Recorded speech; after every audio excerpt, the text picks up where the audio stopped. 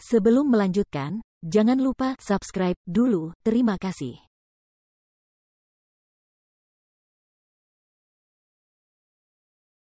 Bab 7.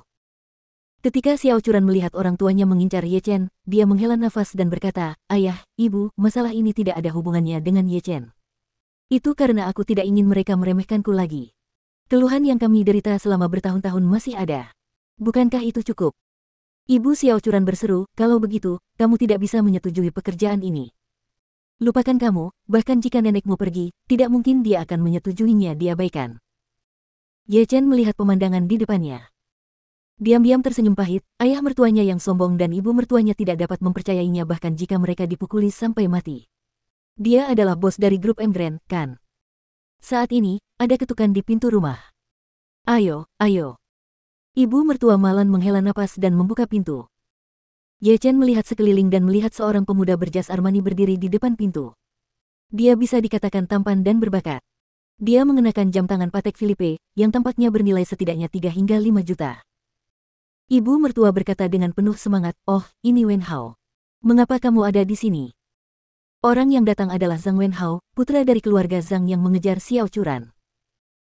Zhang Wenhao tersenyum dan berkata, "Bibi, saya mendengar bahwa Churan telah mengambil alih kerja sama dengan grup Dihao, jadi saya datang ke sini untuk memberikan nasihatnya."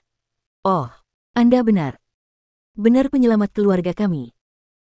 Bersemangat, memandang Zhang Wenhao seolah-olah dia adalah menantunya sendiri, dan buru-buru menyambutnya masuk, berkata sambil berjalan, "Wenhao, apakah Anda punya cara untuk membantu Churan memenangkan kontrak dari grup Dihao?" Zhang Wenhao tersenyum. Mengangguk, dia menutup mata terhadap Ye Chen yang berdiri di samping, seolah-olah dia sedang melihat seekor semut di pinggir jalan, dan langsung menuju ke Xiao Churan, tersenyum sedikit. "Churan, kamu tidak memberitahuku tentang hal sebesar itu, tapi jangan khawatir, Dihao Group memiliki kerja sama dengan perusahaan keluarga saya akan meminta ayah saya untuk menyapa, dan saya akan melakukan yang terbaik untuk membantu Anda." Faktanya, ayah Zhang Wenhao tidak punya banyak energi sama sekali, dia hanya mengatakan ini untuk berpura-pura berada di depan Xiao Churan.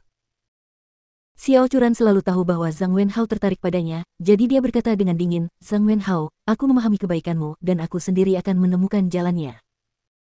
Malan berseru tak percaya, "Churan, kamu gila, Tuan Zhang datang di sini untuk membantumu dengan niat baik, bagaimana kamu bisa berbicara seperti ini?"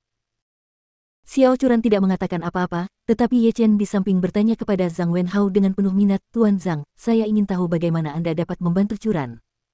Grup Dihao sangat besar, seharusnya tidak terpengaruh olehmu, kan?" Zhang Wenhao mencibir dengan nada menghina dan berkata, "Apa yang kamu tahu? Keluarga Zhang kami selalu menjadi mitra dekat, bisa mendapatkan setidaknya sepertiga dari proyek Emgren Group senilai 2 miliar dolar.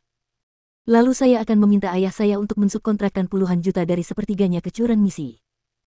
Marven berkata dengan heran, "Oh, saya tidak menyangka keluarga Tuan Zhang memiliki hubungan yang begitu dalam dengan grup Dihao." Zhang Wenhao mendengus dingin dan berkata, "Tentu saja. Di Jinling, siapa yang tidak mengetahui bahwa kami keluarga Zhang bekerja sama erat dengan grup Dihao?" Setelah mengatakan itu, Zhang Wenhao menatap Ye Chen dan berkata dengan nada menghina, "Ye Chen, saya menyarankan Anda, seekor katak di dalam sumur, untuk meninggalkan Churan, berikan dia kebahagiaan dan hanya akan menghalanginya." Xiao Churan berkata dengan dingin saat ini, "Maaf, Tuan Zhang, saya tidak membutuhkan bantuan Anda, dan tolong jangan bersikap kasar kepada suami saya." Zhang Wenhao berkata dengan kaget, "Churan, aku membantumu seperti ini, dan kamu masih tidak bisa membantuku. Kepada sampah ini, apa yang bisa kamu lindungi?" Xiao Churan berkata dengan serius, "Dia bukan sampah, Hei adalah suamiku."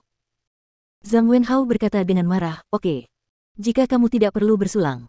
Saya ingin melihat apa yang dapat kamu lakukan untuk mengatasi masalah ini.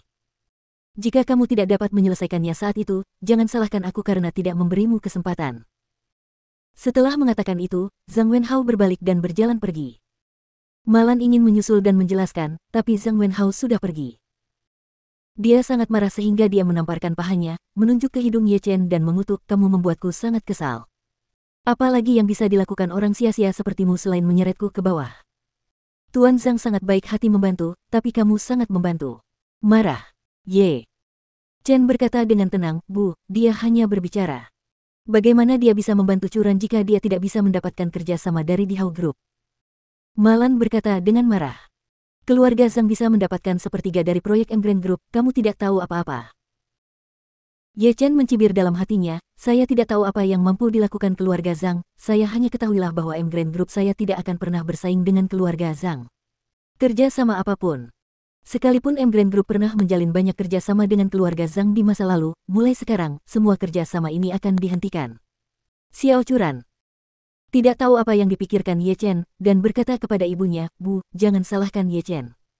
Mari kita bicarakan itu setelah aku kembali dari Dihao Group. Bahwa Tuhan tidak adil.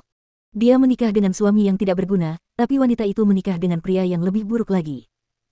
Betapa dosa yang telah kamu lakukan.